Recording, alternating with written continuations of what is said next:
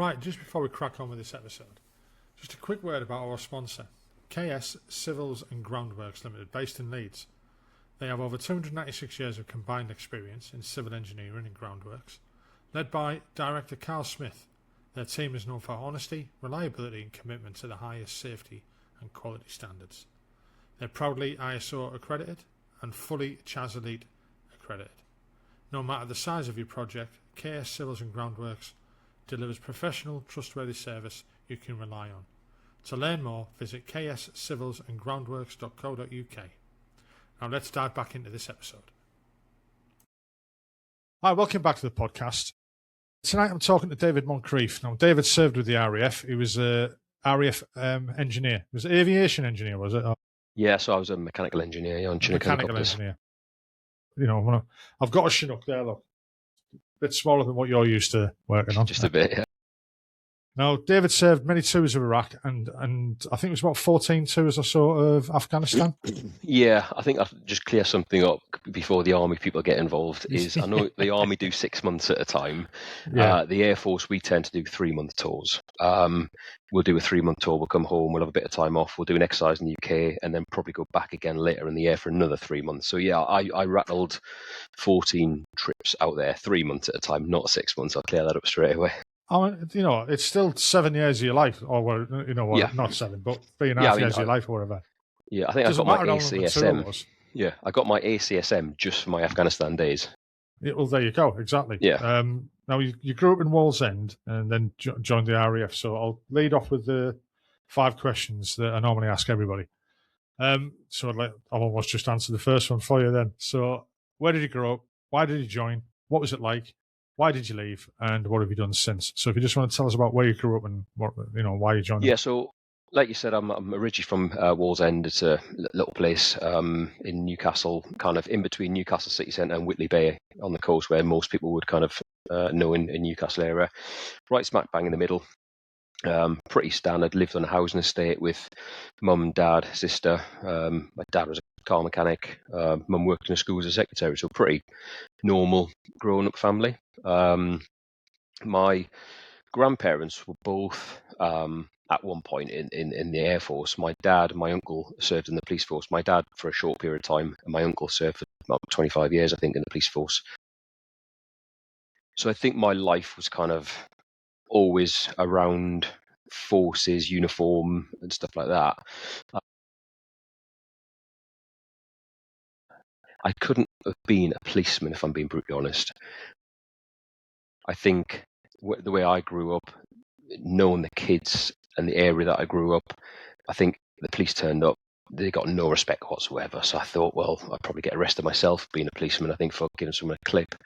But I loved engineering. I loved mechanics. My dad was also a car mechanic after he left the police force. He had his own garage and stuff. So from an early age, about 11, 12, I was helping him change exhaust pipes, cylinder head gaskets and stuff like that. And he had a little Mini Cooper, old-fashioned Rover one that we were kind of building from scratch and stuff. So from an early age, I had a technical mind. I loved being hands dirty and trying to figure things out. So my brain was always engineering based.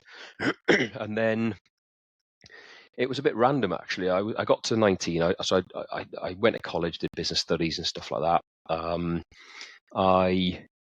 was working in JGB Sports, as a lot of kids did up in Newcastle, and working in a sports shop and selling trainers and stuff. And I didn't really know what I wanted to do. I knew university wasn't a thing for me at all. College was fine, enjoyed a bit of study, but university definitely wasn't my kind of thing. So I kind of looked around. And then I happened to go to Newcastle one day for a bit of shopping, and it just literally started, excuse my French, but pissing from the heavens, effectively. But I happened to be stood outside an AFCO at the time, and I thought, I'll go in, get dry, and just have a chat. Didn't think it would come to anything, if I'm being honest. And I kind of wandered in, and the guy from the Air Force was the first one that spoke to me. So I sat with him, and he kind of said, well, look, what do you like doing, and what's your background, similar to this kind of thing, and told him about my parents and being in the police, and my grandparents being in the Air Force, and the fact that I love engineering and mechanical and stuff. And he said, well, look, how about joining the Air Force as a mechanical engineer? And I was like, yeah, cool, sounds good. and that was it. I literally just almost signed my life away at that point. Hadn't spoke to my parents about it, and my sister about it, or anyone really in the know. So I kind of went home. Mum was like, what have you been up to today? And I said, I think I've just joined the Air Force. She started crying straight away. She was like, oh my God, what the hell are you doing? I was like, I'm not quite sure myself, but do you know what? I'm just going to go with it. Every single one of my friends that I spoke to said, it's not for you. You'll not stick it. You love the estate too much. You love kind of being home. You love being with the boys and stuff like that. So we'll give you 6 months and you'll be back. 22 years later, here I am. Still haven't been back. So yeah, so it was. I love Newcastle. It was a great place to live. I lived 7 minutes from the beach. Had a great set of friends. Lived on this housing estate, and it was very cliche when you say, like, I think Peter Kay does a sketch about it. It says, well, when do you go home? Well, none of us had mobile phones when we were younger. It was when the streetlights came on. It was that kind of estate. When you finish school, it was like, right, guys, let's go and have a game of football. So we'll go home, have some tea, and then we'll meet. And doing them sort of green telephone boxes, there was one of them right smack bang in the middle of the estate, and that was where you met. And if you weren't there on time, everyone would leave, and that was it. You couldn't find anybody. So we didn't text anybody, we didn't phone anybody because we didn't have mobile phones back then. It was very much, right, we'll see you at the green boxes. If you're not there, you're not there, and that was it. So yeah, it was I loved it. It was great. It was a very old-fashioned kind of, well, I say old-fashioned, but an old way of living is like your front doors are never locked. All of my mates would turn up at my house, just let themselves in, not a problem. Open the door. Oh, Denise, hi, Dave, my mum and dad, and all right, lads, do you want a drink? Do you want some food? It was very much like that when I was growing up. But yeah, it was very, very homely and kind of nurturing, loving, and family. It was very, very family orientated. We always mixed with everybody. It was great. You just wouldn't get that nowadays, would you? No, absolutely the not. advent of screen time and stuff like that. It's a different society now. Yeah, it is now 100%. to what it was then. And I could say it was different for me to what you growing up. Mm. But it's very similar. You're right about as soon as you finish school, you'd have your tea and you'd be out. You'd be exactly. roaming the streets. Not intending to get into trouble, but you might now and again. A little knock-your-door danger every now and again didn't hurt anybody. Yeah, it's just. But you're right about what you said earlier about the police. You see that in society now, and even back then. And even when I was a kid, you had coppers on the beat then. They'd be walking around, and they knew where we'd be hanging about.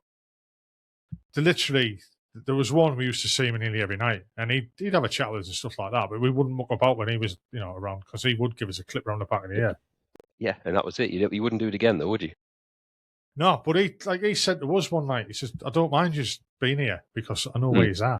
Yeah, exactly. If anything goes wrong, we know where you are. That type of thing." But yeah, I suppose we had more respect for them then than the kids do now. But you never see anyone on the beat anymore. No, not at all. I've not seen anyone out of a car for years. No. I think you see those what they're called, the ones where the blue, they're kind of like the PCSOs. PCSO, that's the one. Yeah, you see a few of them in the main town, like Basingstoke, Reading and stuff, but you never see a Bobby on the beat, if you want to class it as that. I haven't seen one for years, to be honest. Yeah. So, what was it like turning up for training then? And was it a shock to the system, or because you sound as though you didn't really know what to expect? Well, I didn't. I mean, I obviously did a bit of research after that. Obviously went through all the medical stuff, which was quite comical, which was quite fun. Passed the aptitude tests and stuff.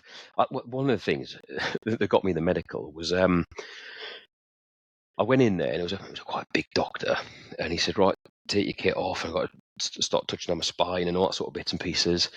And then he said, right, turn around. So he was behind me, and he said, right, I want you to whip down your pants. I was like, yeah, whip down my pants. And he said, right, I need to bend over a little bit. And I was like, what's going on here? And he pressed down my spine. He said, oh, nice and straight. And he said, right, turn around. So I turned around. He's not there. I was like, look, he's on his knees. I was like, shit. And then he was like, the whole, right, cough. And I was like, first time I had a man handle my my crown jewels, but it was quite interesting. But yeah, it was funny. And yeah, I think obviously I did a little bit of research, but I didn't know anyone who was in the Air Force at the time. So I did a little bit of research, and then obviously found out it was RF Halton and Aylesbury and stuff, and went down there. And yeah, it was it was what you kind of assumed off the TV. It was right, sit down, shave your hair, and that was it. I thought that was just in movies, if I'm being brutally honest. And everyone got the same thing. Everyone, apart from obviously the females, they didn't have to, but it was hair off straight away, and then straight into the line. Is like, here's your denims that you wear for the first few days before you got all your CS95 at the time. And right, this is your bed space. And I was like, okay, big dormitory. It's like, okay, this is me for the next sort of 7-8 weeks. And yeah, it was very much like, this is teaching you physically. This is how you shave. This is how you iron. This is how you put creases in trousers, shirts. So yeah, it was a massive shock to the system compared to what I was used to. Because I mean, I was literally just turned 19, gone through a few other little bits and pieces that I will probably come on to in a bit. But I was way out of my depth. Didn't have a clue what was going on, if I'm being brutally honest. But do you know what? We kind of got there. And the guy in the bed next to me, he's like, so what's your name? I said, Dave Moncrief. And he went, I can't remember that. Moncrief, Monk. Where are you from? Newcastle. Oh, you're Northern Monkey. Right, Moncrief, Monkey. You're a Northern Monkey. Right, we'll call you Monkey from now on. And I was like, yeah, cool. And that was it. My nickname was literally day one, 24th of October 2001 is when I got it. And I've still got it now.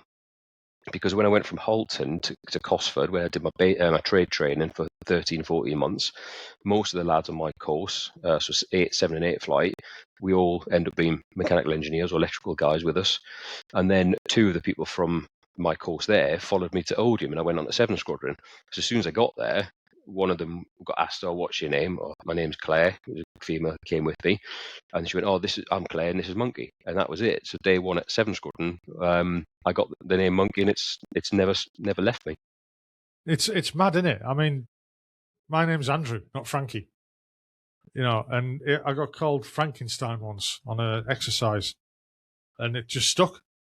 It literally stuck. I mean, and if anyone calls me Andrew or Andy now, I'm like, who's that? I'm not used to being called Frankie. That it's my name almost. Yeah, exactly. I mean, and it just sticks with you, doesn't it? It's crazy. Yeah, my missus calls him Monks or Monkey all the time, and the kids do as well, and that's it. But yeah, it just stuck from day one, and I think it kind of made me feel a bit like, right, I'm in now, and that's it, and that's my nickname from going forward. So, but yeah, Holt was great. I mean, it really made you grow up,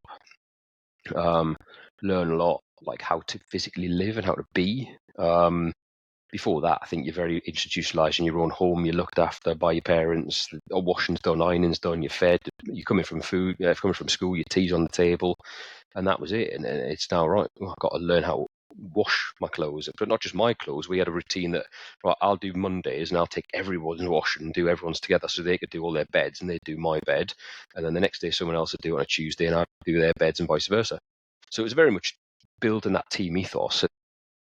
As you probably know, you had block jobs and stuff like that. So my block job was to clean the toilets, and that was it. So for 7-8 weeks, my job was to literally clean the urinals and clean the showers. And then some other people's jobs were kind of to like polish the floor and scrape all the old polish off and repolish the floor and stuff like that. Yeah, but you know what? It was great. You know what? I enjoyed it, and I know it sounds mad. It was kind of, you didn't have to think. Because you were so busy during the day trying to take in the information about history of the Royal Air Force, how to march, how to do drill, how to do your weapon clean, how to do this. And it was very much overloads in your senses. And then to come home and go, I'm just going to literally clean the toilet. It was just like, I didn't have to think anymore. It was just, wash, clean the toilet, almost like zone out, which is quite nice. So it sounds a dirty job, but actually I found it quite relaxing, to be honest.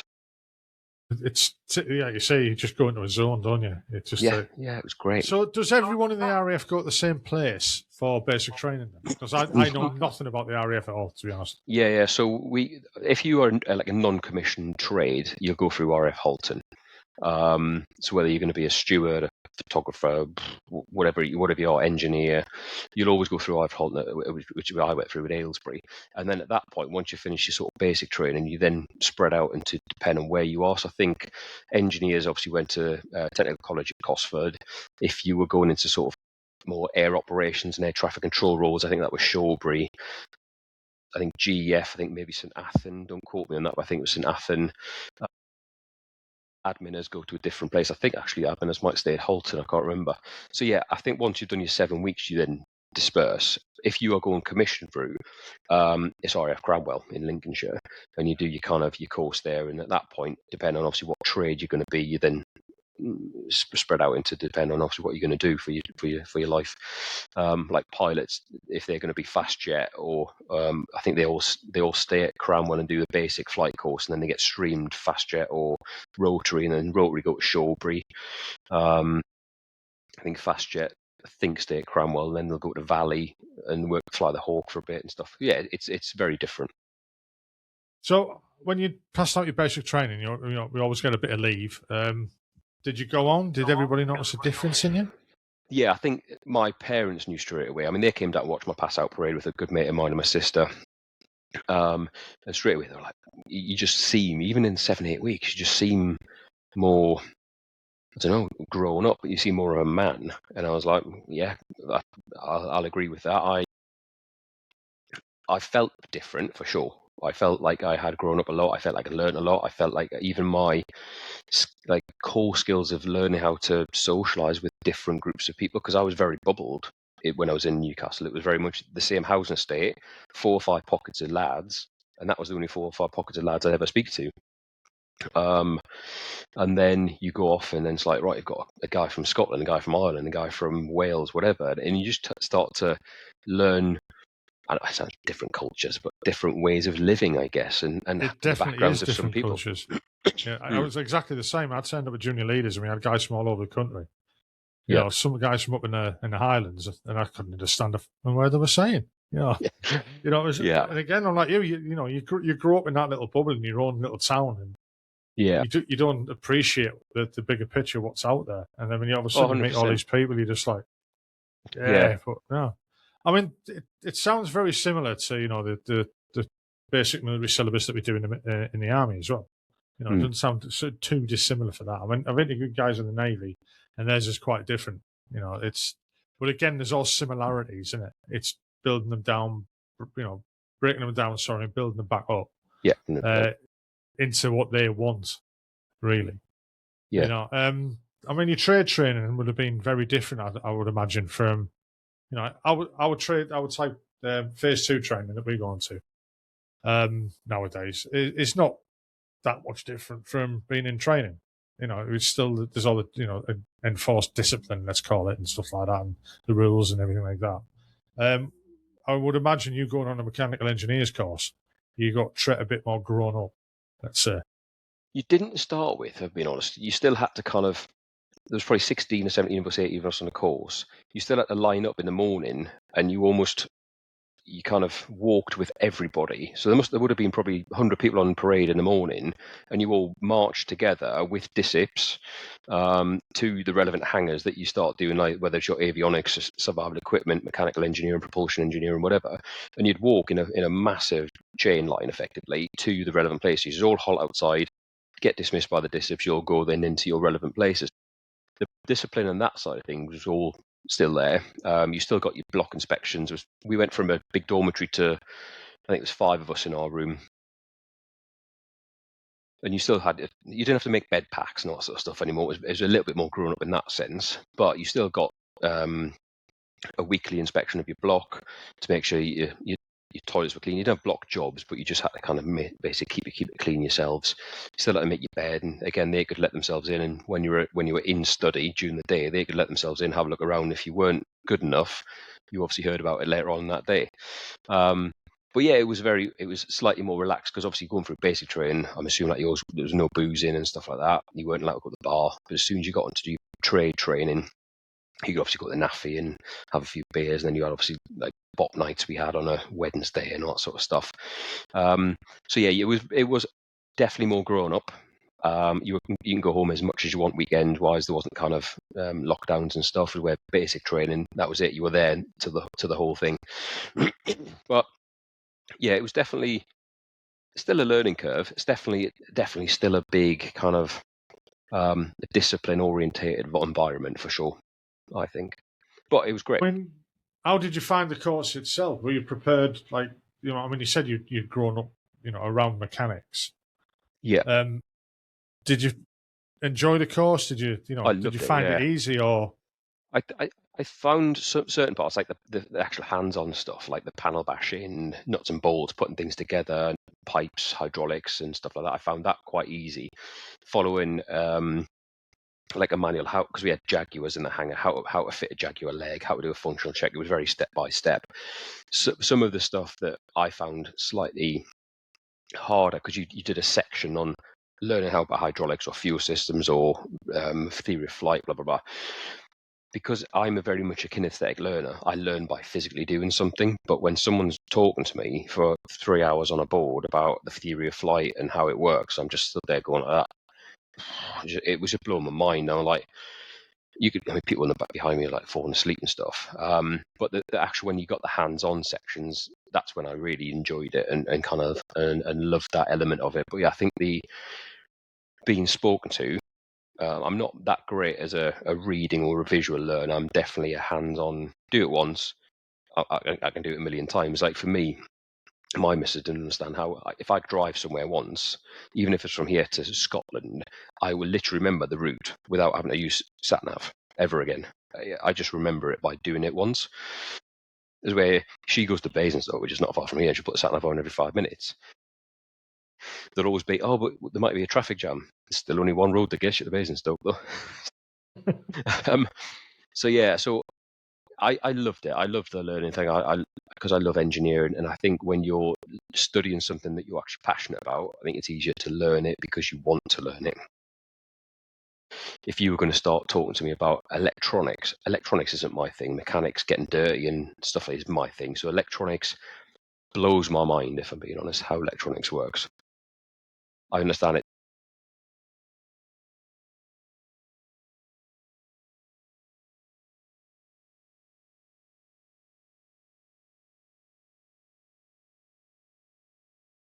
So you went on to work with Chinooks. Was that by choice or?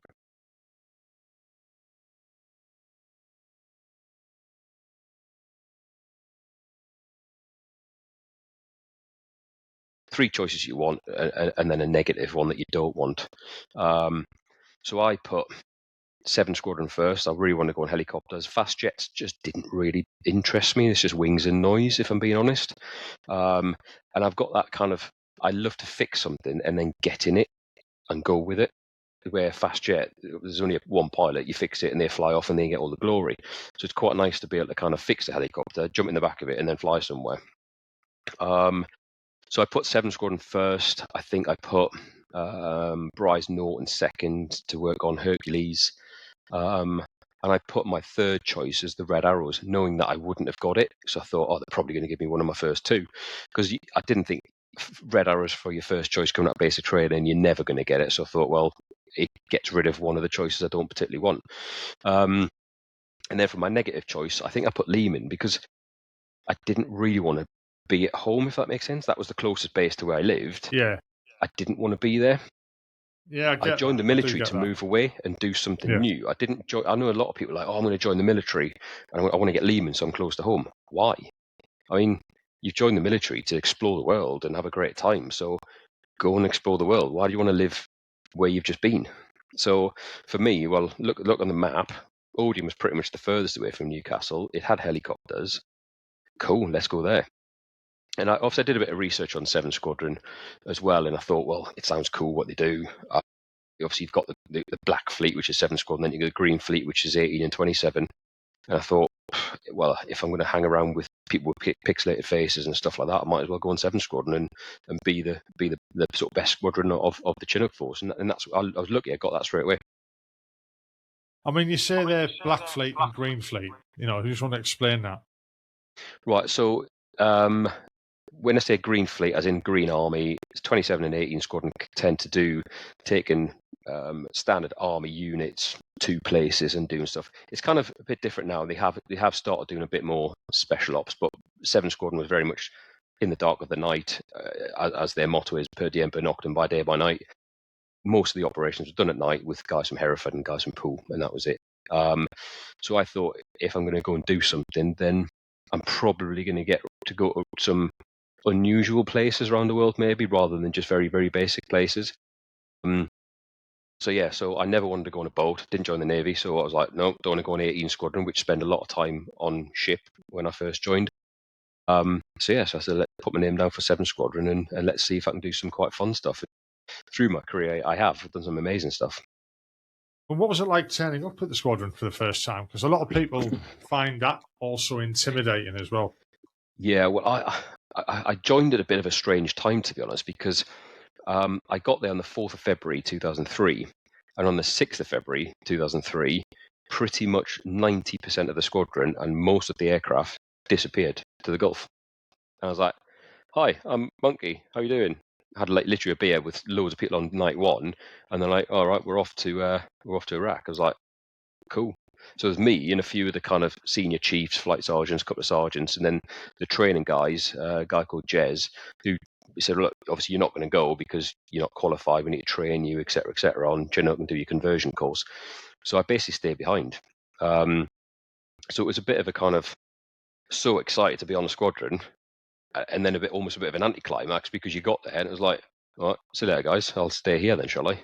So I had to stay behind and learn the Chinook, how to service it and how to maintain it and all that sorts of stuff. And I didn't get to go away that year until, so it was 2004 was the first time I ever went away. Yeah. And what was that like? Oh, it's I mean, good. for us, we do like 6 months training before we deploy. Mm. For you, like you were saying earlier, you do like 3 months in a stint, and then you could go straight back out and do a 3 month again. Yeah. I suppose it's very different from the job that you're doing to, like what we were doing. Yeah. So, I mean, we'd still have to do the sort of if we were, it depends on where we're going. If we were going like to Norway, we would go out a bit early and we do the Arctic survival course with the Marines and stuff at Bardufoss, which was great. I did that in 2004 or 5. So we flew out of Bardufoss, and that was like 4 days of kind of, right, first day is you're living in a tent. You've got to learn how to put your surroundings around your tent, and you had ration packs. And then we did a bit of landloufing, skiing and stuff in between. And then the next day we did a bit of skiing. And then the second night we dug in the side of a mountain and built the snow hole. And then you had to do like one person's on candle watch, one person's sentry duty to make sure all the other candle watchers are awake and stuff like that. And then the third day was, right, give us all your kit. You've got literally what you're wearing. You've got your bivvy bag. You've got to make a brushwood shelter. And then we said, all right, okay, so obviously we haven't got our bags. We haven't got our ration packs.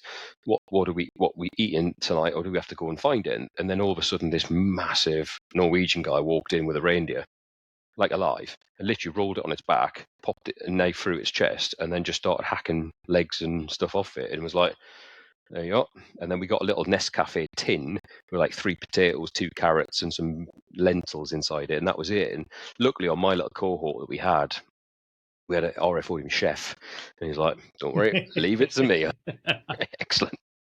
So yeah, so we ate like kings. It was great that night, and then we kind of had to stay up, like keep stoking the fire and all that sort of stuff. And then the next day we skied back to kind of towards Bardufoss, and we had to do the sort of big snow hole, strip down to your cam whites and stuff like that, and jump in, name, rank, number, blah blah blah, that sort of stuff.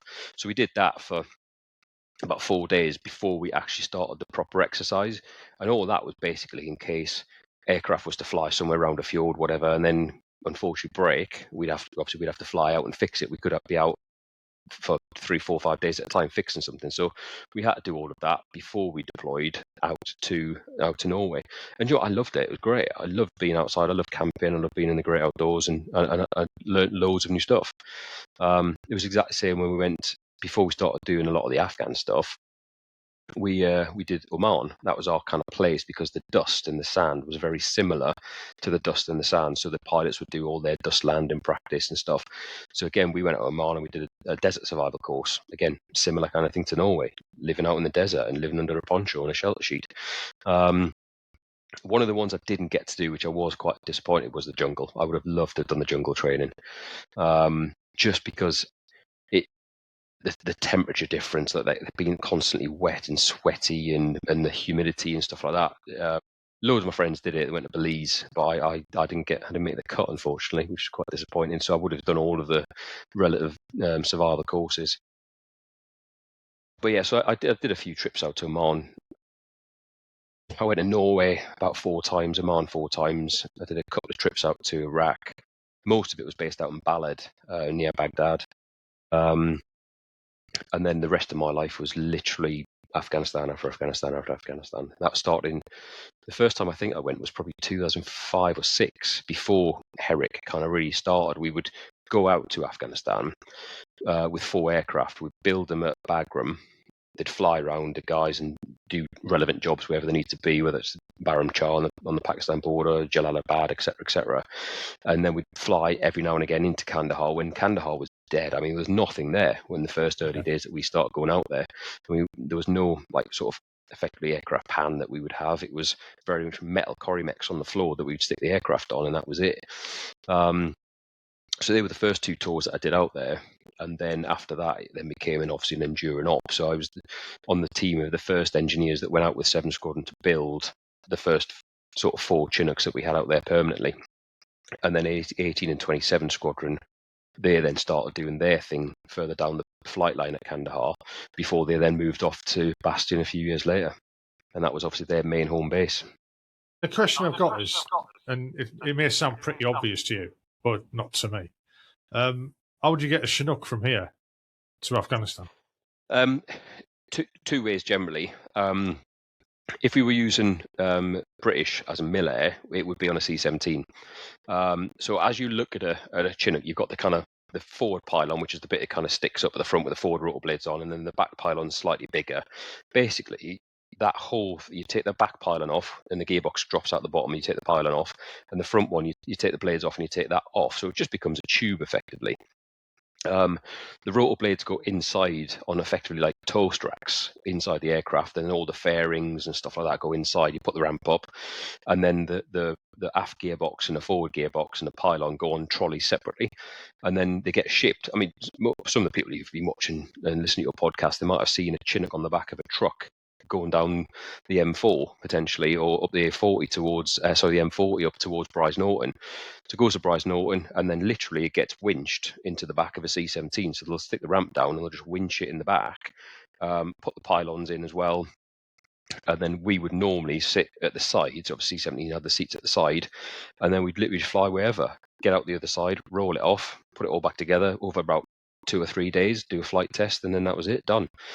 And then the other way we could do, which I did it once, was on an Antonov. So you charter in a AN-124 Antonov, which actually is a monstrous thing. You can fit 2 Chinooks inside it with all the bits.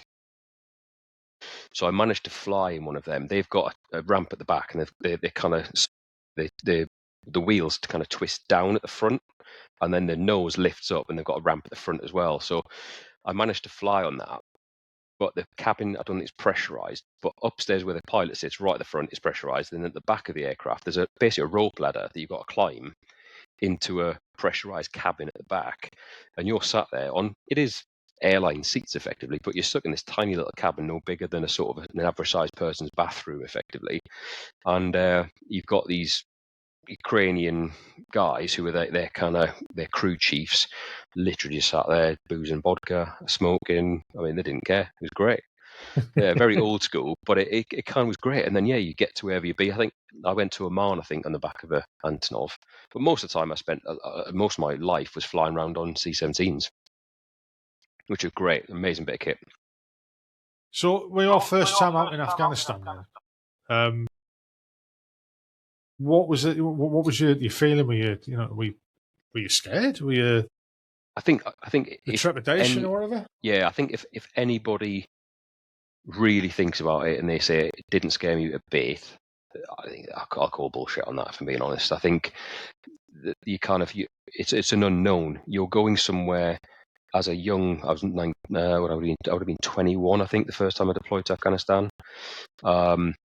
All you've seen is the news where you've seen people getting shot, things getting blown up. So I think if you're not a little bit scared, I think you're probably lying. But when you get there, I think you kind of the aircraft door opens and it's a weird sense of just heat, and then there's a certain smell. I mean, Kandahar was awful, but the first time I landed in Afghanistan was at Bagram. But it was just this kind of weird dusty heat that you kind of get, and I think that never leaves. If I can smell it now. It's like that weird kind of smelly taste that you get when you land in a dust area. So we were at Bagram and we were there for about 3 months pretty much, and we would fly around a little bit and do a few little jobs here and there where they were sleeping in the middle of the desert. And before that, a lot of people say, oh, you're in the Air Force, you live in hotels. I didn't spend a lot of time in hotels my entire career, trust me. I spent them in I wasn't going to pull that one out. I wasn't going to mention that. I spent a lot of time in tents and a lot of time under the stars, which was fine. But yeah, Bagram was great. It was full of Americans. We were kind of joined on to what was called the 160th, which is kind of the equivalent that you see on all the Gucci American movies with the big fat Chinooks and the in-flight refueling probes, the little birds and the Black Hawks and stuff like that. So wherever they were, we generally were bunched up next to them somewhere. Sort of like their cheap cousin just around the corner, with not a lot of kit. But yeah, Bagram's great. It was a good place to be. It was quite surprising what the Americans actually had, though. And again, most of the people who've been to Afghanistan have probably gone through Kandahar at some point. But we turn up Bagram and like, you've got the BX, you've got Pizza Hut, you've got Subway, and it's like, what am I doing here? Am I on holiday? Am I working? What am I doing? So it was just a weird feeling. I'm thinking, right, you're going to Afghanistan, you're going to a war zone, it's going to be pretty shit. But actually you turn up there and it's like, this is not what I was expecting. But you kind of got used to it. And I mean, I didn't particularly use subways and stuff that much anyway, but obviously no boozing. It was that massive, just literally get into the BX, buy the most craziest pre-workout drink you can find that'll itch your face off, and just spend 3 months training in the gym. And it was that. But yeah, I mean, the work was mental. Work was really busy. I mean, we were constantly flying most nights. So we used to have a shift patterns. Like we have a group, half the guys do day shifts, half the guys do nights. So the day shift guys were always prepping the aircraft ready for the night shift. But then the night shift guys were the ones that saw the aircraft off and were on standby in case that dreaded phone call came. Aircraft's gone down somewhere, or it's got an issue somewhere. Right, the other aircraft's coming back. Get your day bag ready. Get your rifle out. Blah blah blah. You're on the aircraft. You're off. You can go and pick it up and try and fix it wherever you can. So yeah, and then later in the kind of years, we had a few of the dreaded phone calls where aircraft has piled in. It is still flying, but the undercarriage legs have been ripped off just because they're coming in to land. They can't see a thing. I mean, these pilots are amazing, but they get to sort of like 10 to 12 feet as they're coming in, and it's just a brown out completely. So sometimes on the maps that they're looking at, where the landing zone is not quite what it actually is right now, because the sand moves in the wind.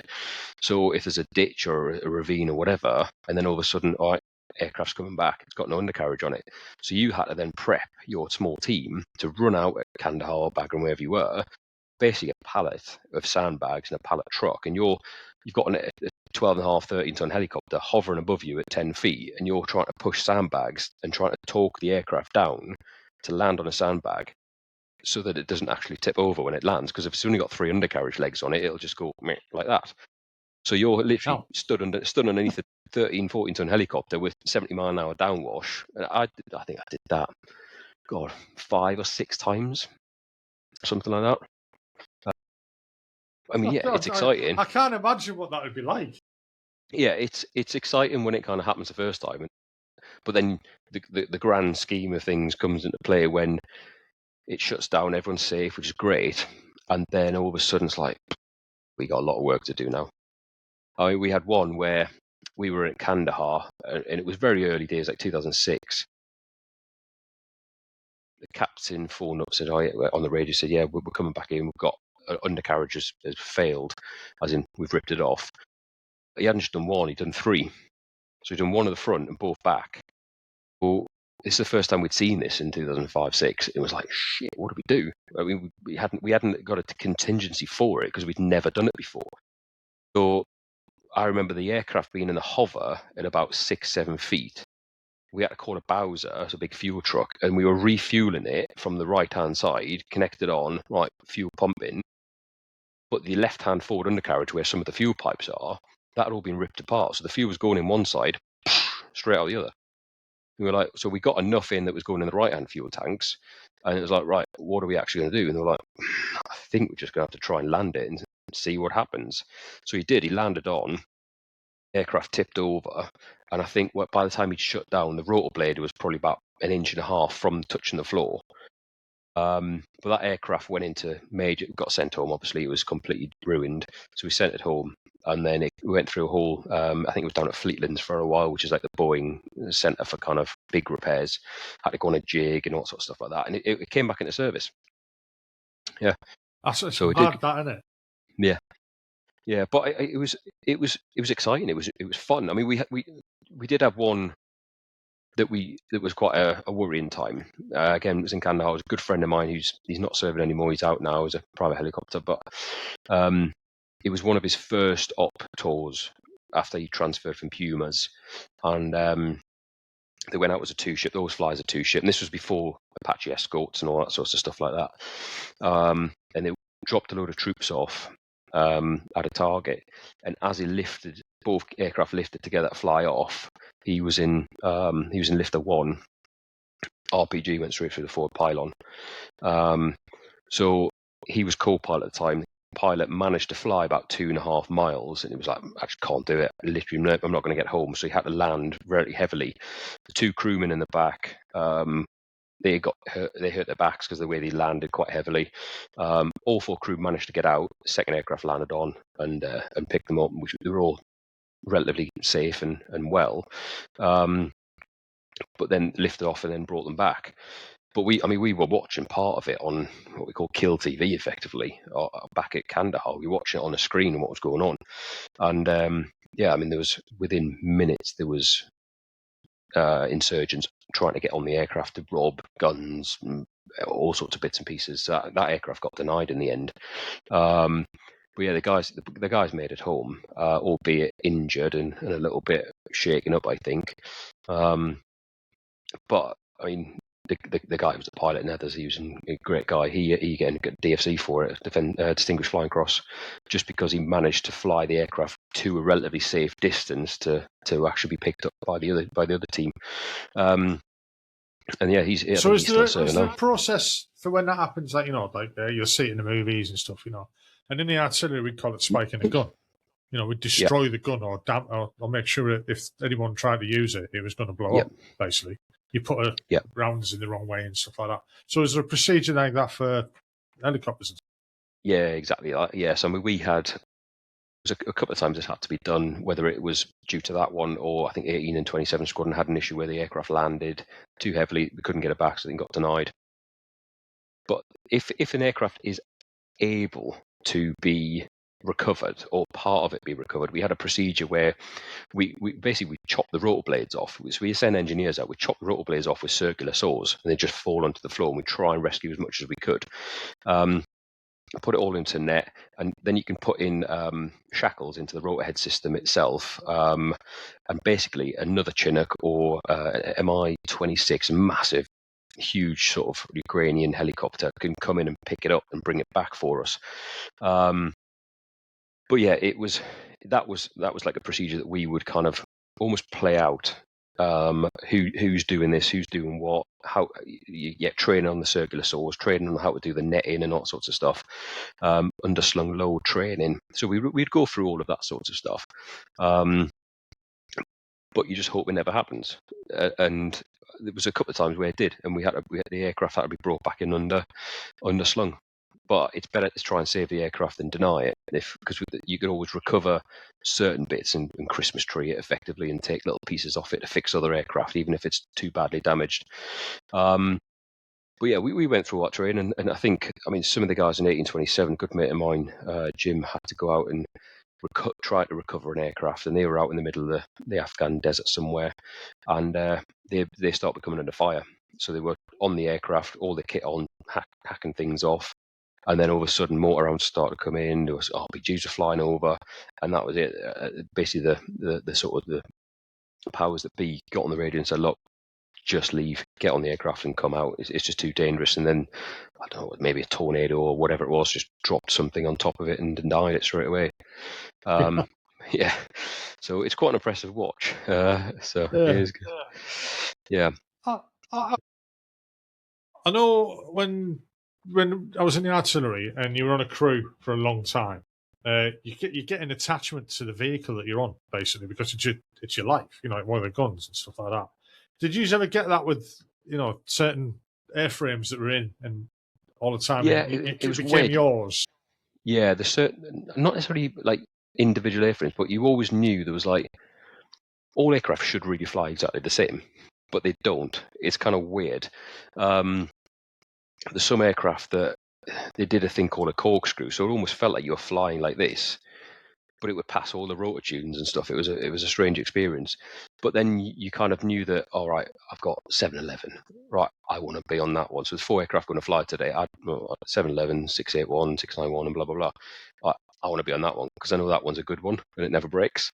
So you always kind of had your favorite aircraft, but it wasn't really like, I'm always on that one. And pilots didn't really have, like you see on Top Gun, where they've got their name on the side and stuff. That wasn't really a thing on helicopters. It was like you just use anyone that's on the flight line at the time. So yeah, I had one pilot once, pick friend of mine. He's actually out in Australia now. He came back, and I think it was the first time that one of the troops had actually had a confirmed kill out in Afghanistan. Can we draw a little bomb on the side of the aircraft? I was like, no, we're not allowed to do that. He was also the same guy that asked the electrician guys and the avionic guys if they could, if he could have Thunderstruck playing through his headset as he's flying into target through the radio system. No, we can't do that either, mate, unfortunately. But yeah, excellent guy. He left the Air Force a fair few years ago. He's now serving out in the Australian Army on Chinook helicopters. Loved it. So when was the first time that you actually deployed from Bagram? So I was in Bagram in 2006, and then what was that op called? Opgentic, and then Opsafar were the first two. So probably no one's really ever heard of them, if I'm being honest. They just went out there for a few months, did some stuff, built 4 aircraft, flew around a little bit. The guys in balaclavas and pixelated faces did what they needed to do. We all came back. Three months later, we took the aircraft apart and we flew home. Did exactly the same on Opsafar the following year, which would have been 2006. And then 2007 is when we first went in to do the enduring. We weren't even called Herrick at the time, but we went into Kandahar full time from that point, 2007 through to 2000. It was 2015. I did the strip downs to bring the aircraft home. What did that feel like? It's kind of weird because a good friend of mine, Adrian Nansen, and another, he's out now. He's living in America, and a good mate of mine, Mark Dash, who's living out in France. Out of all the Chinook engineers, I think we were definitely on the first team that built the aircraft out there, and 3 of us were on the last team to come home. So it was quite cool. I liked it. It was a nice feeling to say that, look, I've kind of been there from the start and seen it all the way through. Was it the right time to leave? Way above my pay scale, but yeah, it felt the right time. Things seemed a little bit calmer. Obviously, in hindsight, it obviously wasn't, but we did some great stuff. It was an amazing feeling to say I'd been part of it. It benefited my career. I got promoted quite a few times during the course of that, due to the amount of time I'd been away and good assessments and stuff. Was it good for other stuff, i.e. family life? Absolutely not. I mean, I think it was 2010. I did, apart from that, I did a bit of training here and there and exercise and obviously ops. I did 17 days physically in the hangar at work in 1 year. That was it. The rest of the time I was either on deployment, on pre-deployment leave or post-deployment leave, to then go straight back out somewhere else, whether it was Afghanistan or to Iraq or to wherever. I did 17 days in the hangar, and that was it. So for home life, it was pretty shit. Yeah, I can imagine. I mean, I think the only time I've come close to that was 95. I was on a course and an exercise and then deployed to Bosnia. I think I was home for a month in that year. But that was Chinook. Yeah, that was Chinook life. And I mean, you speak to most of the people who have been on Chinook helicopters, and I think most of them have probably done 6 to 10 tours of Afghan in the era that I went through, from sort of 2007 through to 15. And it could be the case where, someone's gone sick, I'll go again, don't worry. And that was it. And you went twice in a year. So you spent 6 months of your time in Afghanistan in a year, albeit 3 months at the start of the year and 3 months at the end of the year. But I mean, the enjoyed it. impressive thing. Sorry, go on. I was just saying I enjoyed it. I enjoyed the deployment, but I left home because I wanted to do this. So that for them to say, "Do you want to go again? Yeah, send me again. Do you want to go again? Yeah, send me again. That's my job. That's what I want. That's what I want to do. That's what I love doing." Albeit later in my life, I mean, I got married in 2009.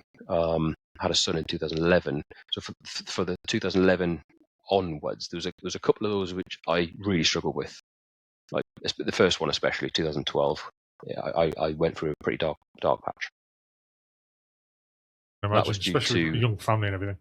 it was the first time I deployed after he was born, and the day that we arrived, I was doing a handover with a good mate of mine, Fat Tony. Not fat, skinny as hell, but that's what we called him, Fat Right, Tony. that's the way the nicknames work. Yeah. Exactly. So we were having a chat, and then I had to go and do a job on an aircraft, and I had 2 jobs to do, and this was based at Kandahar on a flight line, and you got a mountain in the distance called 3 Mile Mountain, which was 3 miles away from Kandahar. So I went out there with a good mate of mine, Olive, and I was the corporal. I think she was SAC tech. That's all right. We've got 2 jobs to do. One's inside the aircraft. One's outside the aircraft on the fuel gallery. Which one do you want to do first? And she went, let's do the one inside first. I was like, cool. So we went inside the aircraft, literally just about put spanner onto tool type thing, and then I was like, we've heard many of these little booms all the time. Don't worry about it.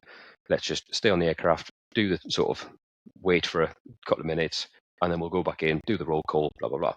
No sooner had I said that, and I mean, you're talking 15, 20 feet from the nose of the aircraft, landed. But at this point, most of my mates and my boss was stood in the kind of blast shelter right next to the accommodation where we were working out of. He happened to be looking around the side to see where we were, because he knew that we were working on the aircraft at the time. And he looked around just as it landed, and he was like, looked at everyone, went, Monkey and Olive are on that aircraft, and the whole side of the aircraft got pebble dashed with frag. So I think if we had done the other job first, outside the aircraft, who knows what would have happened, if I'm being brutally honest. But I think that, I mean, we all, it kind of, you always got rockets coming in non-stop. It was pretty a normal daily thing to happen. But that tour in particular, which I mean about 2012, that was day one, and it was the first time I deployed after my son had been born. My mindset was, shit, he doesn't even know what I look like really when he's 1 year old, effectively, and that really freaked me out. And then during that 3-month deployment as well, we had a suicide attack on site directly behind where accommodation was. Our boss went to evening prayers and said, well, look, just got to let you know that was the initial charge that went off. I was like, okay, it was a truck. If the main charge went off, it would have flattened 2K effectively. Like, Jesus Christ. And then one landed in our compound where we lived, in a, probably know, you find pallets from somewhere and you build chairs to sit on. One literally landed in the little smoking area, not that I smoked, but one landed there. We would sit there every morning waiting for everything to come out before we then go to work, and we all go to work together. We'd all left to go to work at that point, and one landed right smack bang in the middle of that, and then the whole side of our Corrymex building that we lived in at Kandahar was just like shrapnel, frag everywhere. So I came back from that tour a bit different, if I'm being honest. It was a bit of a strange feeling when I got back. And then when I got back, my marriage just completely broke down at that point. So it ended up, there was other things that went on with her, but it basically ended up in us getting a divorce separating in 2013, so about a year after I got back. I just couldn't get it back, unfortunately. But it is what it is. Yeah, I mean, military life does take it out of relationships. It really does. And I was lucky that I was married for 30 years, and she put up with some shit, to be honest. Not just off me. I mean, a lot of it off me, but the military side of it, she didn't know anything about the military when we got married, really. I was AWOL, to be honest, when I got married. And then I got caught and went to collie. So her introduction to the military was me getting out of jail and then picking her up one weekend and bringing her down to a quarter. So she did really well. I must admit, she did really well. It was us leaving the military. I think that, it's a different environment and people struggle when they leave the military and stuff like that and things change. And, there's lots of no rhyme or reason to it. But the military does definitely take it out of relationships, the guys who were serving. Yeah, well, my ex-wife, she was a scaly brat. Her dad was serving. He was at Odium for many years. He did about 36 years, I think. So she knew the lifestyle.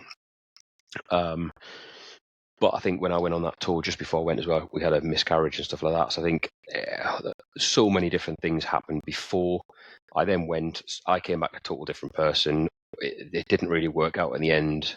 She met somebody else, and it kind of just fizzled out, and that was it. But it was it's made me who I am now. So I can't grumble. I've got a great life now. So, but I mean, it does affect. I mean, you're saying like that tour that affected you there. That's going to play on you next time you go back out as well. Yeah, because you've got insights into what could happen as well, and no matter what anyone says, that's always in the back of your mind, and it never goes away. Oh, yeah, 100%. I mean, I deployed a couple of years later back to Afghan again. But yeah, I think you're constantly weary. And I think at that point when I went, I was separated at that point. I was trying to kind of be a 50-50 split parent. Oh, I've got to go away now, and I'm not going to see my son for 3 months. Is he going to remember me? Is he going to want to be with me again when I come home? Because he's going to be so used to being with mum for 3 months, one-on-one. And all of that plays in your mind as well. And luckily, I mean, we've got a great relationship. He's with me tonight. I mean, we're still a 50-50 split. It's great. He's with me 2 nights during the week, and then he's with me alternate weekends. So it's a complete 50-50. And he's 15 now, and he's having a great life. But he's, I think he's outside. I mean, it's nearly dark. I think he's outside cutting the lawn. He loves it. Bloody hell. Yeah. I've never got my son to do that. Bloody hell. Yeah. Oh, he's fascinated with it. But I think one of the biggest things that I struggled with, and this takes me back to even before I joined the military and when I first joined the military, I went through an entire thing with loss. And I still, we'll comment in a second about leaving the military, and I find that way. But I lost my best mate to cancer when I was 18. He got it when he was 16. So my 16 to 18-year-old phase wasn't really going out like the normal 15, 16, 17-year-old would have done. I was right, well, I finished college, like, Dad, take me to hospital or take me to Chris's house. And we had a tight group of guys. It was 5 of us in total, including Chris. And we'd all go there and just either play pool at the hospital or go to his house and just chill. And then he got remission, which is great. He got himself a car. And then it was like, right, you know, let's sit in Saxo with alloy wheels and 6x9 speakers on the parcel shelf. And it was like, we were the coolest things in the world. We spent a lot of time like in Tynemouth, Whitley Bay and places like that. And then unfortunately it came back and got him again. And it wasn't, I'd went on holiday with my mum, my sister. My dad stayed at home for work, I think. The day, I think, or 2 days before we'd actually went on holiday, me and Chris were playing golf with the group. And just as I went, he was complaining about a sore pain in his side.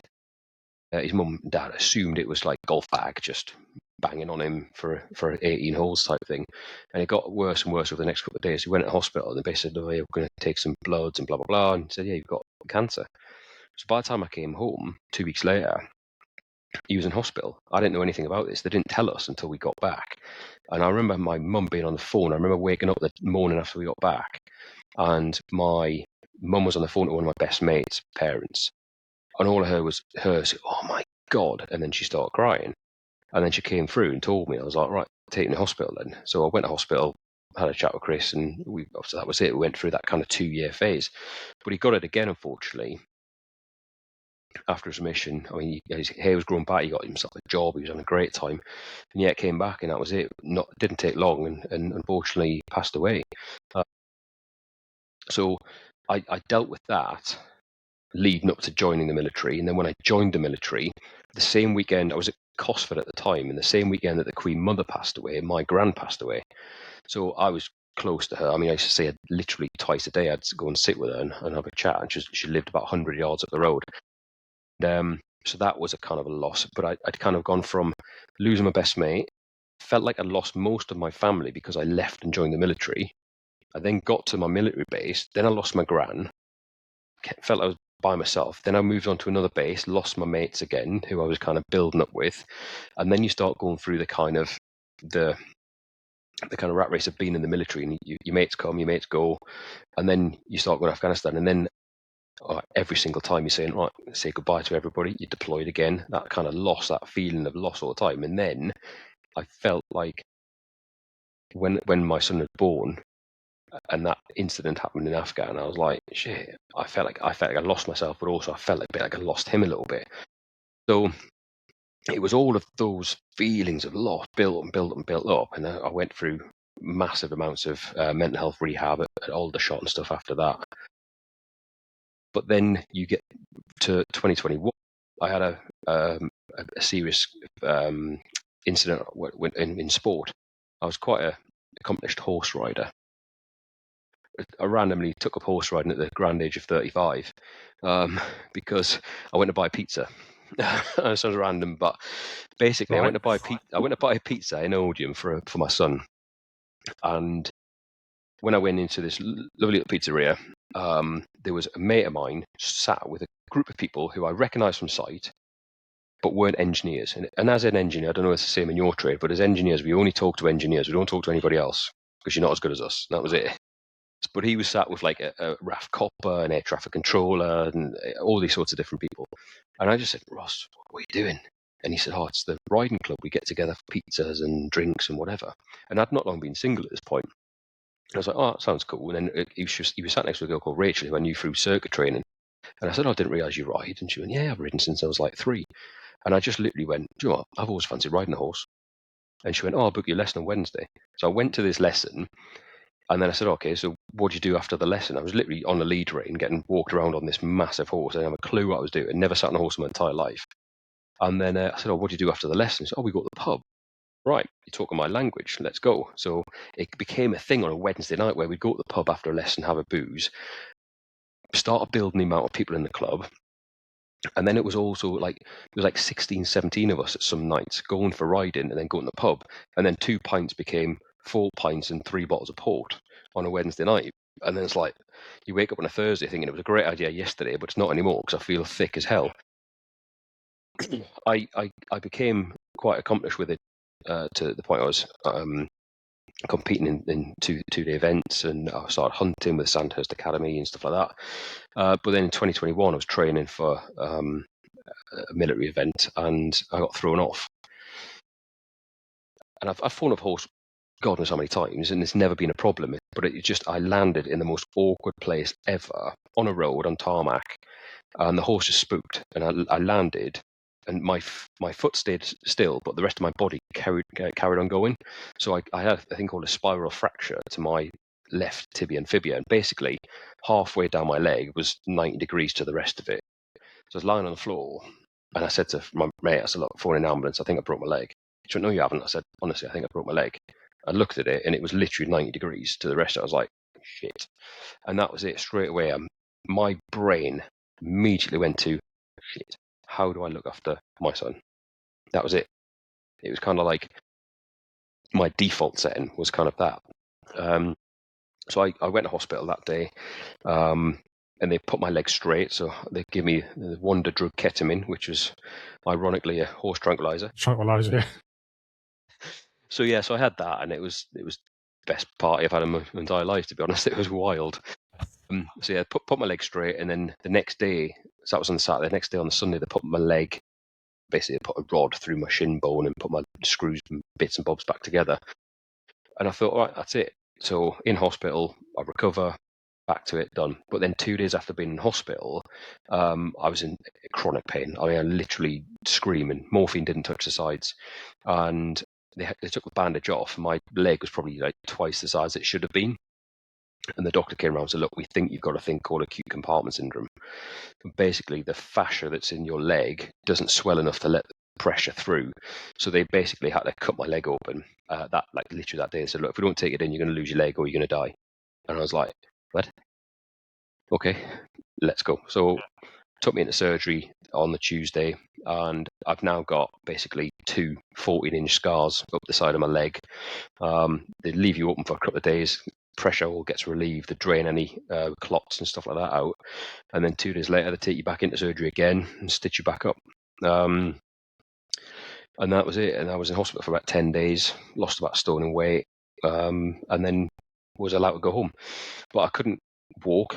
I had to learn how to walk again. And then the doctors at camp were like, look, you're probably never going to deploy again because I've got a fused ankle now and stuff like that. So I can't run. And they said, look, you're never going to run again. So you can't do certain things. So probably you won't deploy. And I was like, I've only got 18 months left to my 22. You're telling me I can't do it, but all my mates are going to go away and do the cool Gucci stuff. Well, that's not cool on me. I want to go and do that cool Gucci stuff. So I was like, right. So I just put my papers in for my 22-year point because I'd already signed on for 30 years of service at this point. I basically PVR'd effectively for my 22-year point. So I did a load of rehab for 18, 19 months. And yeah, and that was it. I left at the October 2023 officially is when I left. But and that's how I come to kind of find you, is because I then went on to do some incredible things off the back of an injury. I had a bit of a kind of I didn't think I was good enough to do it, but a friend of mine said, look, have you ever heard of the Invictus Games? I was like, yeah. It's basically, as far as I was concerned, because it wasn't advertised particularly well, it was someone who's been in Afghanistan who's had a major injury, legs blown off, arms blown off, etc., etc. That's what, to me, the Invictus Games was. And this was a guy called Dave, and he was like, no, my injury is mental health. I was like, all right, okay. He says, 50% of the people who go will have a physical injury. 50% of the people who go will probably have a mental health injury. I was like, all right, okay. I didn't know that. So I felt a bit like imposter syndrome. Why the hell am I going to go? I broke my leg. And that was it. He was like, look, put your name down. Go and do it. Go to the battle back centre. Go to like camp number 1. If it's not for you, it's not for you. Just try it and see what it's like. Meet some incredible people and just open your mind to it. So I went to the battle back centre and walked in, and the first person I saw was someone with an amputee. I was like, I definitely shouldn't be here. I shouldn't be here. So I went in, and then I sat next to an Irish guy, really lovely fella. I think it's in the military. It's kind of weird, because I think as a civilian, you probably wouldn't do it if you saw someone like that. So what happened to you then? And that was it. It's just, but I think a civilian would never ask someone who's got an artificial leg that question, because they'd be too embarrassed to say it. But I think in the military, you're just a bit stoic like that. You just go, so what happened to you then? And you went, oh, I did this. I stepped on a landmine and blah, blah, blah. I did this, whatever. And then I spoke to another guy. So what happened to you? Oh, I actually had a car crash, and my mental health has just deteriorated ever since. Then I spoke to somebody else who nearly drowned, and their mental health went downhill because they nearly drowned. Not even in serving it. They weren't doing anything with the military time. They just nearly drowned. And then you got a few other people who, one of the guys, Al, one of the first people I met, he's a guy. He was actually I think he was a navigator on Nimrod, I think. He'd had a stroke. So when I first met Al, he communicated to me via a little tiny notepad that he kept in his pocket. He just wrote things down because he couldn't quite get words out. So when you get there and then you start talking to some people, and I said, so what did happen to you? I said, I fell off the horse, got injured, snapped my leg, nearly lost it, nearly died, got compartment syndrome. And they were like, oh my God, that's awful. I've heard about compartment syndrome. It's like the worst thing in the world. I was like, and at that point you start realizing, maybe I'm okay to be here. So I went through the training camps, met some insanely brilliant people who I'm still good friends with, a lot of them now, which is Johnny, who obviously, who I got introduced to you with. And me and him talk to each other twice a week easily, if not more. So we went through this whole training program, and then all of a sudden you get this email, and it's like, Dave, just to let you know, you've been selected for the team, but you can't tell anybody. You're in like an embargo. You can't tell the world yet until we do. We went to the Battle of Britain bunker to do the kind of kit reveal and all that sort of stuff. And we all had our tracksuits there and all our T-shirts, and we got a photograph taken and all that sort of stuff like that. And then we were photographed at the naval base, the Naval College in London somewhere. And it was like, this is Team UK. And it's like, this is pretty epic. But that felt epic. And then we actually got to the airport and we went out to Dusseldorf in 2023. And like you got a jet is chartered for you, and all of us are there on the plane, all in our kit. And then when we get to Germany, you've got so many volunteers there screaming, giving you applause as you come off the airplane. You've got a big cuddly teddy bear who's like a big mascot giving you hugs and stuff. And then when you get to the hotel that you're staying in, it's the same thing. You've got more people there applauding as you come in. But the scale of it didn't come to anything. I didn't really kind of feel it until we then went to the stadium. And I mean, it's the size of Wembley. We kind of walked in and we're like, oh, this is massive. We were thinking like, oh, you're doing the Invictus Games, there's a few hundred people coming to come and watch. There was like 30,000 people coming to watch you. And we had like Macklemore doing like a show at the opening ceremony and Rita Ora doing the closing ceremony. And it was just wild. And then I competed in swimming and rowing because I chose my sports based on I needed to strengthen my leg. So rowing is strengthen my leg, swimming is strengthen my leg. I'm going to choose those things. I would have loved to have done something with maybe a team, like the wheelchair rugby looked mega. I wish I had done that, if I'm being honest. No. Yeah, it looks class. It's mega. It is so much fun. But yeah, I think there's only one person. Vicious.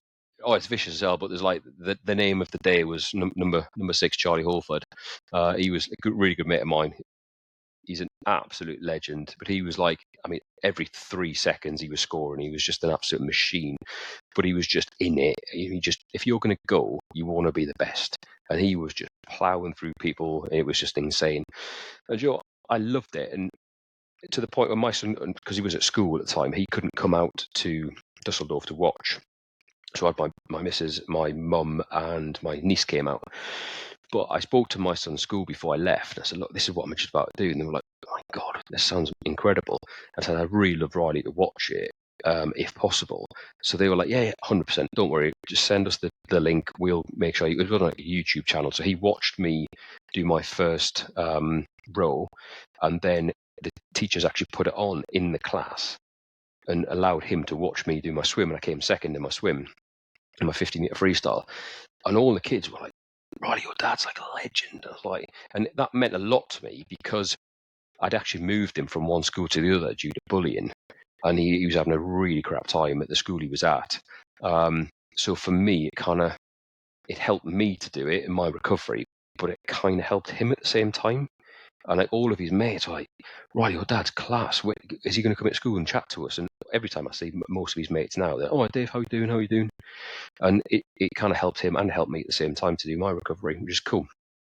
But one of the things with the Invictus Games is, and I've said this so many times to other people who did 2025 or applied for 2025 and going forward now to 2027, is just apply, do it, because you might have that imposter syndrome because you don't think you're injured enough. You don't think you're in a wheelchair, or you don't think that you've got the amputation or whatever it is.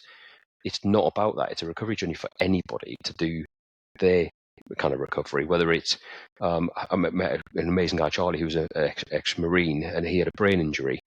And you know, we became such good mates. Al, he managed to, he actually carried the flag. His recovery journey over that 9 months leading up to getting selected to go into the games, he actually carried the flag in front of 30,000 people for the whole of Team UK. He was chosen to do that. He wasn't the captain. He was chosen to do that because his recovery was like epic. By the time we got there, he didn't really use his notepad anymore. He could almost string a full sentence together, and so his recovery was mega.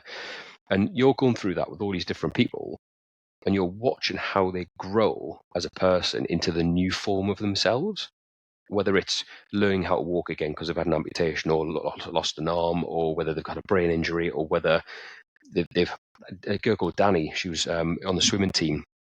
Her journey to get to the games wasn't necessarily to win a medal.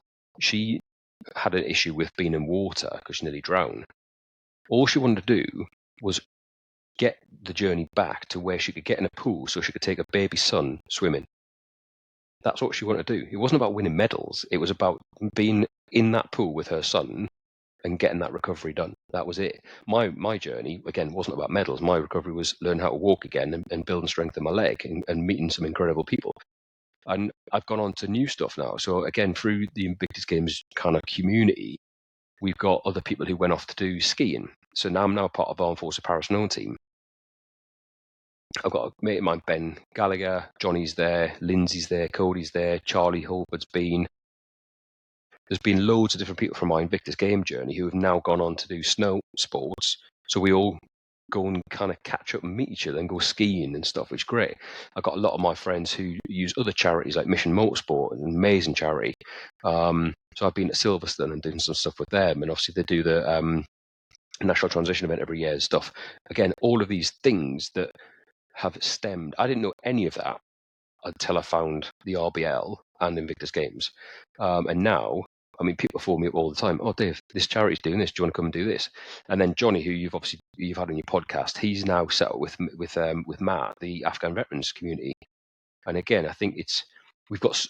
I know we celebrate obviously our veterans and every year, but there's not many of them left.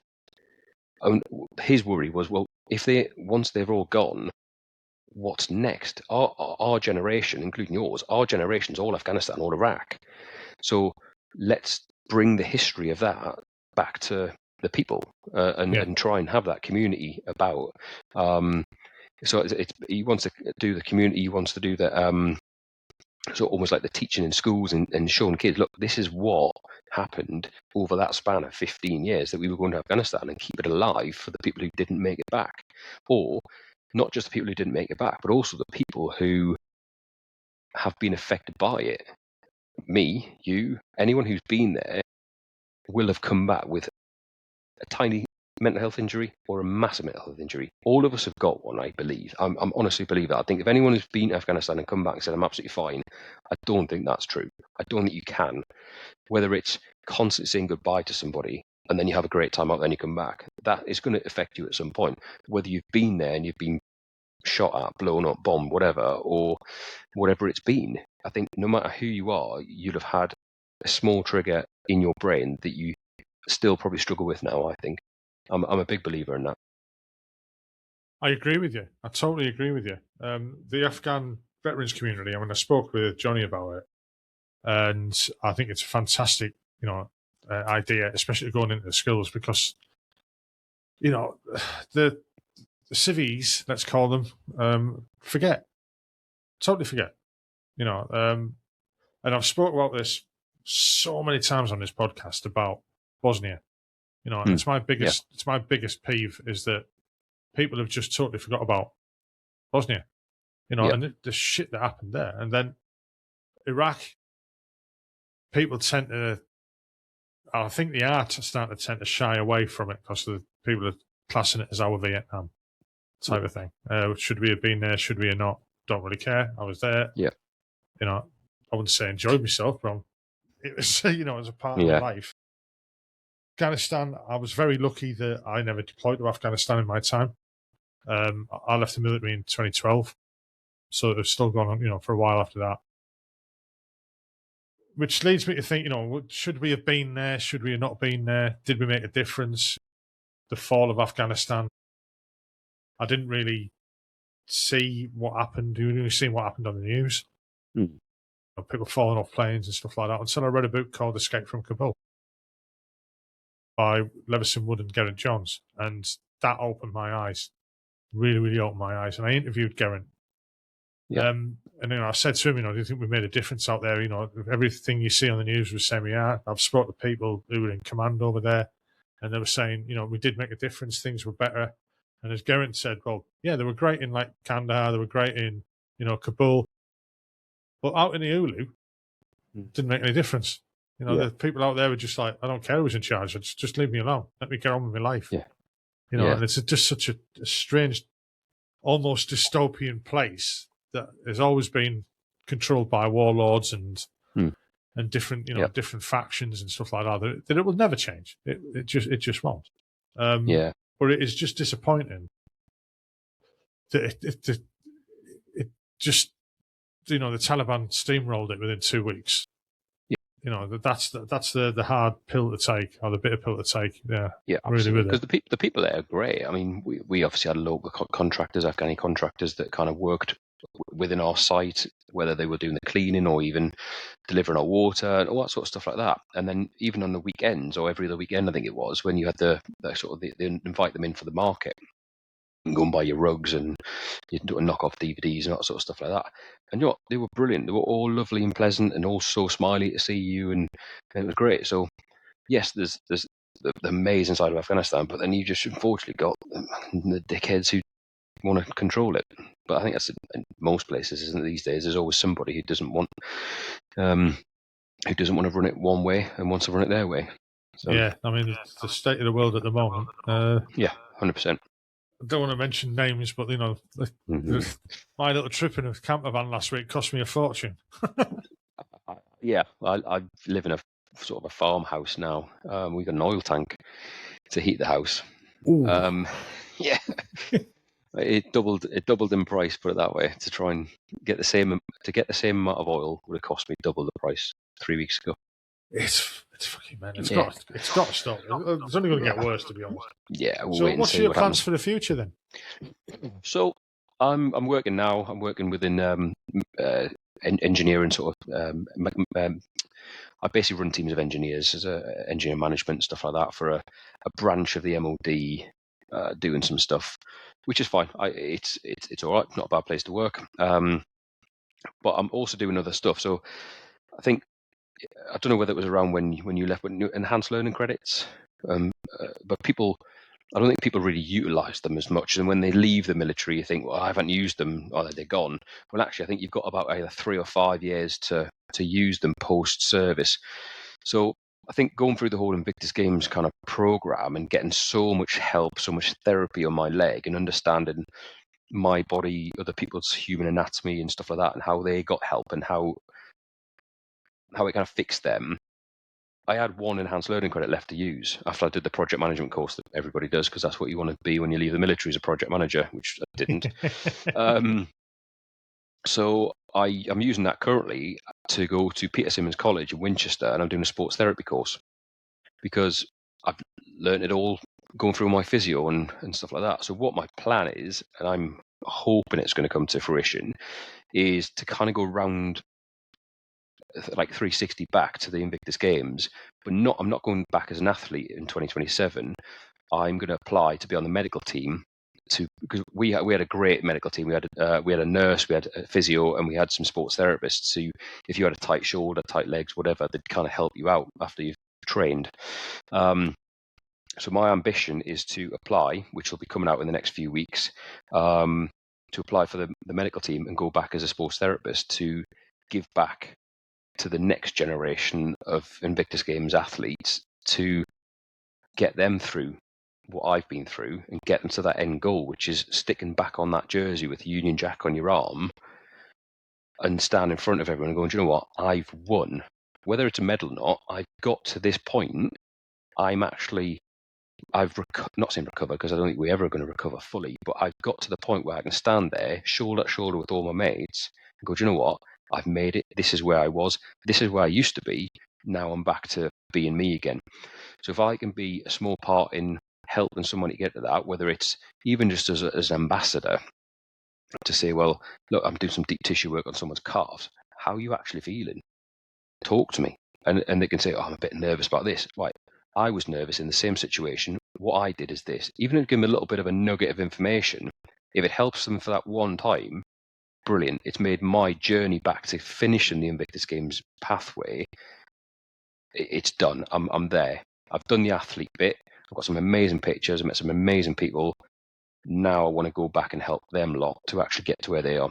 So that's the plan over the next few weeks, is to try and put my application in when it comes out.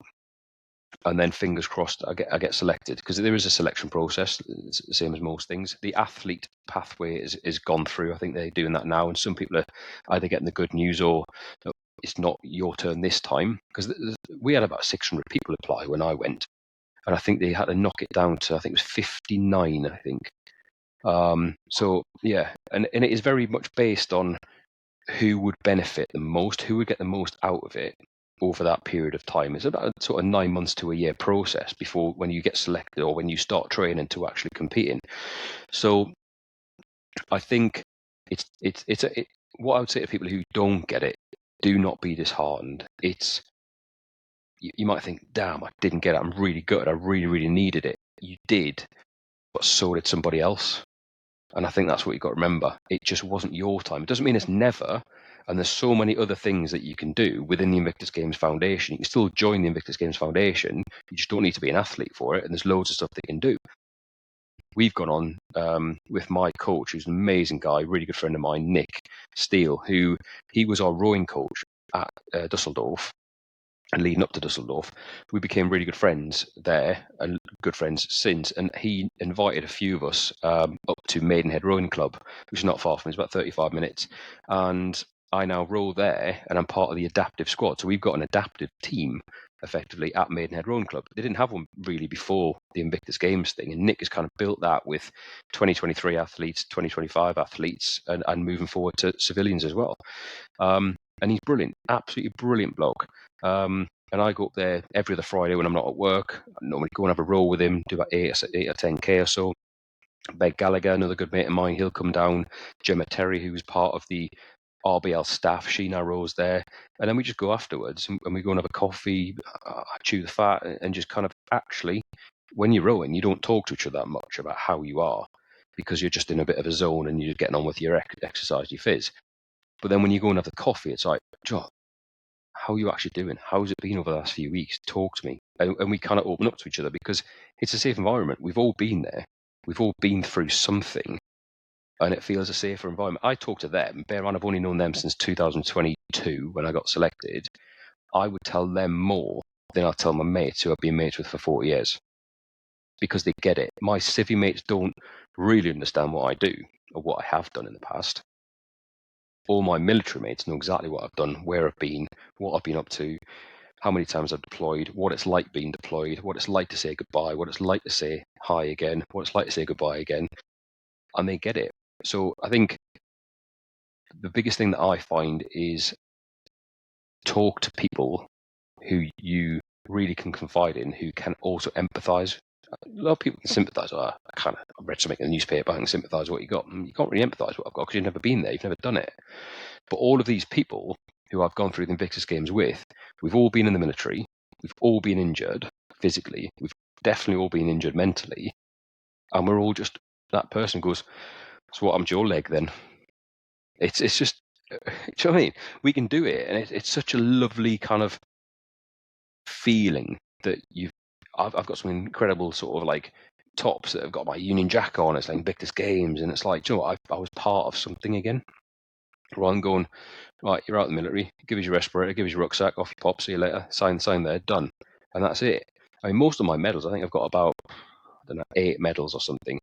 Do you know how many medals I actually got awarded in the ceremony? 1. Which was long service, never got caught. Right? That's the only one I ever got. All of the ones that really mean something, my Afghan times 14, my Iraq medal, my Shader medal, all of that sort of stuff, literally thrown across the desk by a SAC admin clerk. Thanks, mate. Sign there. Done. That was it. So it's a crazy life that we've lived in. And I honestly don't think any civilian can really understand what we have done or what we do and how our brains work. It's a wild life, I think. But what a life it is. Yeah, I mean, when you talk about, like, you know, the civilians understanding and stuff like that, I mean, I wouldn't say it goes both ways, but I've spoken to people who've been in counselling and stuff like that, and I've been a counsellor myself, and my counsellor wasn't military, but grew up in the military, so had that inkling, a little bit of knowledge with that. But you have to be able to speak to someone, and talking is the most important thing that you can do in reality. And having a group of people or a cohort of people that you can link with and talk to, that's great. There's lots of people out there that can't. They don't have that ability. Whereas we're looking at building things and making something that gives people the opportunity to have someone to talk to, whether it be someone who's there or someone who's not. Yep. But you've just got to be able to get it off your chest. I mean, writing therapy, stuff like that, anything that that helps. But the ability to talk to someone who does know what you're talking about is fantastic. One group of people I will give a little plug to now is the Warrior Program. I thought they were brilliant. A couple of years back, obviously leaving the military, really badly injured. I didn't really kind of see where I was going to go. I was really struggling. To the point where I was in a mega dark place and had really, really, really dark thoughts about doing something bad. I broke down. My miss was like, you need to go and see somebody like now. So I got in touch with the Warrior Program through What Courage. And I went away for like it was a 3-day kind of retreat type thing. And they kind of teach you a lot of stuff. You do some of it. You've got to be open to it, if I'm being honest, because some of it was very much like meditation and bits and pieces like that, which I wasn't really I'd never really kind of done that much of. But I thought, you know what, I'm just going to go with it. I was in a crap place. I'm just going to go with it and just see what happens. And it was great.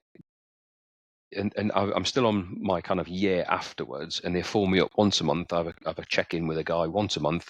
How are you getting on? What you've been up to? Set a goal for the next month as what I want to do, where I want to get to next month. Oh, you've mentioned something there. Do you remember one of the lessons that we had, one of the lectures that we had? Remember that little bit? Come on, you just bring that back. Go and try that, because sometimes you think, I'm doing all right, and then also one day, boom, you just crash. Something triggers, and you think, I'm just back to where I was before.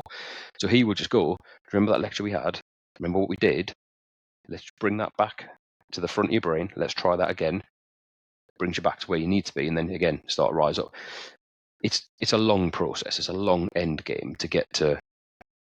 I mean, is there an end to this? I mean, I don't think any of us are ever going to be fully fit again, whether it's physically or mentally, because there's always something in there. But then I'm a believer in it's how you bounce back that will define me, not what actually happened to me. I won't let that define me, if that makes sense. So I'm back in the gym 5 times a week now. I've had 9 operations on my legs since I bust it, whether it's been ankle arthroscopies, a few of them, and obviously all the other surgeries I've had. And then just before Christmas in October, I had the top of my leg cut open because I've had a nerve problem ever since I broke my leg. And the doctor was like, look, if I inject your safest nerve, have you got any pain? I said, no, got no pain. He went, right, the options are we just chop the nerve, so you just don't get any pain there ever again. So I was like, cool. So I had the nerve chopped, and I've got another scar, probably a good 14 inches long on my thigh.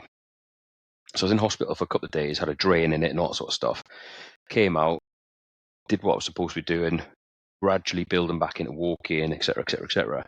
And then in December, right at the start of December, so about 6, maybe 8 weeks after surgery, wasn't feeling great, and I had a jumper on, and I went to work, and my jumpers were just tight on my forearm here. That's just weird, because the other side's not.